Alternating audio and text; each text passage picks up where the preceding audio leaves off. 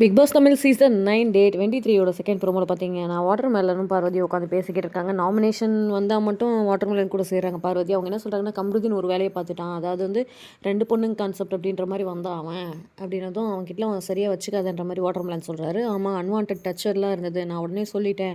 நான் ஒரு கமிட்மெண்ட்குள் நான்லாம் ஒரு ரிலேஷன்ஷிப்பில் டேட் பண்ணுறோம் அப்படின்னா ஒரு கமிட்மெண்ட்டோட தான் இது பண்ணுவேன் அப்படின்ற மாதிரி.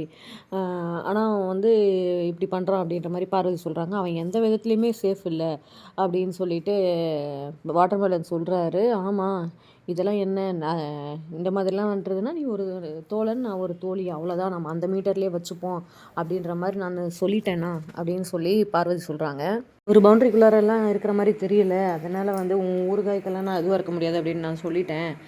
அதனால் வந்து நான் இனிமேல் கொஞ்சம் டிஸ்டன்ஸில் இருக்க போகிறேன்ற மாதிரி பார்வதி சொல்கிறாங்க. அவன் எந்த விதத்துலேயுமே சேஃப் கிடையாது அப்படின்னு சொல்லிட்டு இவர் சொல்கிறாரு. அப்போ இது எங்கே போய் முடியுது அப்படின்னு சொல்லிட்டு